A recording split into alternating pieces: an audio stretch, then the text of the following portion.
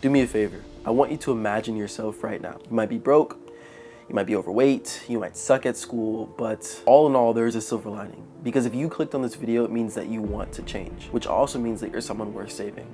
My kind of person. Hi. If we haven't met, my name is MJ Kimbrough. I am a sophomore in university. I run Lid Creative, which is my bootstrapped media agency, and I'm also a Dean's List 4.0 student. And I didn't get to where I am by being lazy, but I want to be so honest with you right now. I don't yet feel qualified to tell you how you should live your life because I've only lived so much of mine. But what I am qualified to do is tell you exactly what I'm doing in my life to make sure that I am not a failure and to guarantee that I cannot be average. So with this entire series, Raw and Unscripted, I want to dedicate it to documenting the lessons that I learned on my way to building the life that I dreamed of as a kid. So I have a couple notes right here, and before we dive into how I'm trying not to be average, first we have to define what it means to be average. So in my head, average means one of the three following. If you're between the ages of 18 and 24 and you have a less than $1,000 to your name, if you're obese or have tons of body fat that you're not actively trying to work off, and if you have a 2.8 GPA or less in college. That is for me what I define as average. Now that you're up to speed, let me tell you exactly what I do to make people think that I'm invincible, mysterious, and that I work 100 hours a week when in reality, I don't. So number one, in my life, I remember when I started on my self-improvement journey, I didn't really have much clarity. All I knew is that I wanted to be a better person. And in doing so, I adopted all these habits, but without a clear path towards achieving my goal, I was kind of just mindlessly running around doing this self-improvement thing and that self-improvement thing, and it didn't help me in the long run. So I had to sit down with myself and I had to describe, what is my why? Why am I doing this? What is that fire that's under my ass for the reason that I want to be a successful human being? And I figured it out, and my why is honestly, it's a positive one. It's because of my parents. When I look at the lives of my parents and their upbringings and the amount of achievement that they were able to acquire in their life, coming from where they come from, it's inspiring. To give you guys a little bit of background, my dad, his mom died at a young age. He never knew his father. He was one of 4 siblings. One of those brothers was paralyzed because of gang violence still to this day, and he was in foster care until he aged out. And then my mom, on the flip end of that, she didn't have that healthy of an upbringing as well. She struggled financially. Her parents were never married. She fought tooth and nail to stay in college because she knew that ultimately education was going to be that path for her to get to a different place. And her full-time job was finding scholarships so that she could stay at Mizzou. That was her full-time job. And when I look at 2 people like that who are big inspirations in my life, and the fact that they were able to start with so little and be able to achieve so much in their lifespan, to me, that is just the most inspiring thing. And I've always told myself this, is that I cannot be the byproduct of two people like that, 2 people of that caliber, and not be something great myself. I can't. And I wholeheartedly believe that whether your why is negative or whether it's positive, it's still unique to you.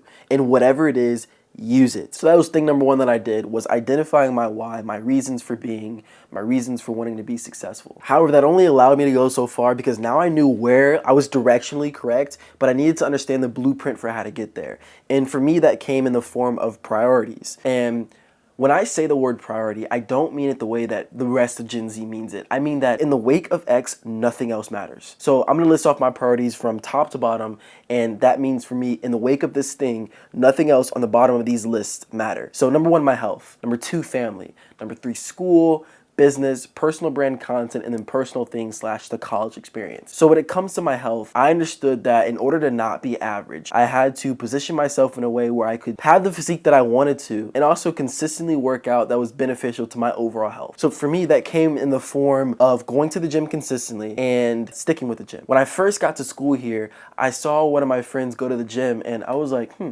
what is that? Because I had always been scared of the gym. When I first got to school here, I was 135 pounds. This was last year. I was 135 pounds. There's still videos of me that you can find on my TikTok where I'm skinnier than I look now, and it was just very clear that I didn't consistently work out. And ultimately, I looked at the person that I wanted to be, and that person in my head was ripped. That person was jacked, great muscles, great physique, and I knew that if I continued to do the actions that I was currently doing, then I would never be able to flip the switch and get to being able to be that person. And so that's when I mentally made the change to consistently go to the gym. Honestly, I didn't care if I didn't see progress over the course of, a month or 2 months or 3 months, because I was willing to wait, because I knew that the actions that I was doing was going to get me the result. So I committed to going to the gym consistently every single day, barring Saturdays, and to have a workout split that I've stuck with from freshman year to end of sophomore year, which we are at now. And I've never felt better. I will tell you this, when you commit to going to the gym or you commit to consistent physical activity, it provides this clarity in your brain that is unlike anything that I've ever experienced in life. When I got here and I started to put on muscle and I started to see the fruits of my labor, I became more confident, because I knew that if I can put my time under the bar in the gym and get bigger, then I felt like I could do anything. And my mindset hasn't been limited since. So if there's anything that you can take away from this video today, is that the biggest change that I've put in my life is prioritizing my health and my well-being. The second thing on that list was, of course, family. Now, I won't go too deep into this, but of course, if family needs my help, I will always be there. For me personally, family has been the foundation for everything that I've done in life. I'd be being disloyal to them if I didn't drop everything to make sure that they were tended to and they were okay. So then it came school. I'll be completely frank with you. My relationship with school has never been one of a struggle, but I remember I got a bad grade in university. This was last year. I've always, at a young age, I've always hated getting bad grades, because although I didn't try my hardest in school, I knew that my bare minimum was still an A. So when I got that bad grade, I thought, how can I make sure that this never happens again?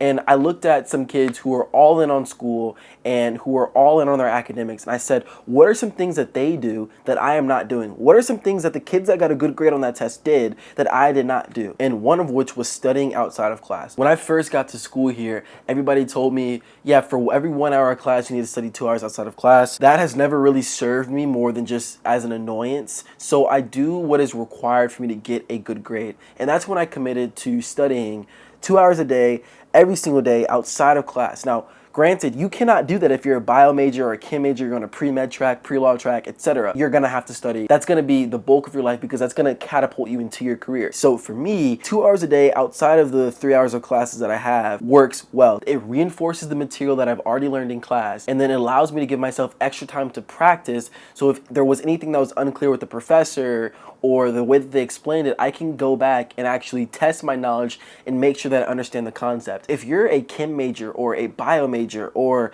someone whose education is the only catapult into their career, you need to be spending significantly more time than I am outside of school perfecting your craft, so that when you are in that position, you can kick ass. In order to succeed and excel at school, you need to look at what other people are doing and replicate it. Literally, word for word, bar for bar, implement every single thing that they're doing in their life.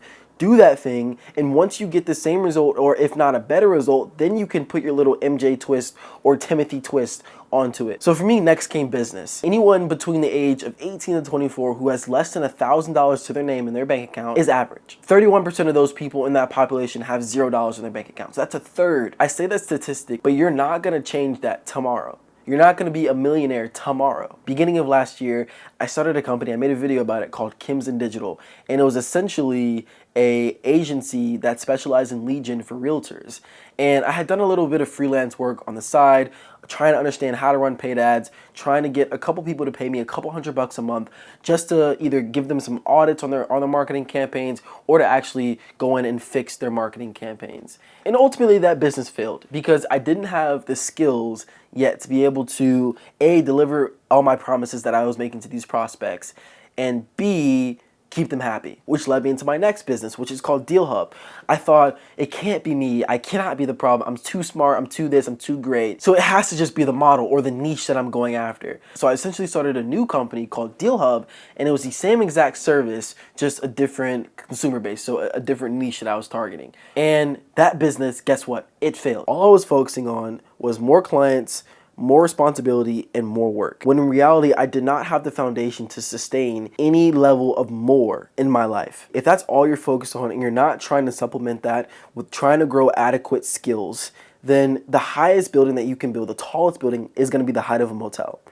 when in reality, I knew in my head that I wanted to build a skyscraper. That's when I stumbled into the space of media. At the time, my TikTok was blowing up and I was getting thousands of views per video and I was reaching audiences and I was interacting with people and I just loved that entire space. I became obsessed with the game of media and content. If you want to be financially successful, you have to build a skill set that is valuable to other people. So what I'm doing in my life right now, being 19 years old, I've dedicated myself to one Lid Creative client and I'm focused on every single aspect of delivery for that client. So everything from the content ideation to the delivery phase. I'm focused on every single point of delivery for that client so that I can understand the ins and outs of my systems and processes. Because the biggest thing that I took away from Kimson Digital and Deal Hub was that I did not have the foundation to be successful. Things just come with time and effort, but I didn't come to this conclusion on my own. I was having a conversation with my dad, and most conversations that I have with my dad are super, super valuable, and this one will probably be one that I remember for the rest of my life. But I was telling him how I wanted to get out of the delivery of the content for clients. I wanted to hire an editor. I wanted to hire somebody to actually handle the account. And I wanted to just try to start to expand. He asked me why. When he asked me that, I kind of stumbled because I didn't know how to answer it. I had everything going for me. I'm at the school that I wanted to be at. I am financially secured and I'm doing things every day that I enjoy doing. So why would I want to be so quick to expanding? And he told me this story that has stuck with me from that day and it will probably for the rest of my life. He told me the story of Enterprise. He told me that everybody at that company starts off by washing cars. And the reason for that is because after you wash 1,000 cars, you're gonna understand the ins and the outs of that car like the back of your hand. And he said that you're just in a season of washing cars, honing my skills so that I can be the best person in this industry that I know that I can be. And he said, and that's okay, because right now you're building the skills and the foundation for something that's gonna catapult you into success later in life. And I said, you're right. And immediately after that, I took action. I limited myself to one client. I'm not accepting any more, and I've committed myself to putting more reps in. I have what's called the free social project. So even though I'm not accepting any more clients, I wanna maximize the amount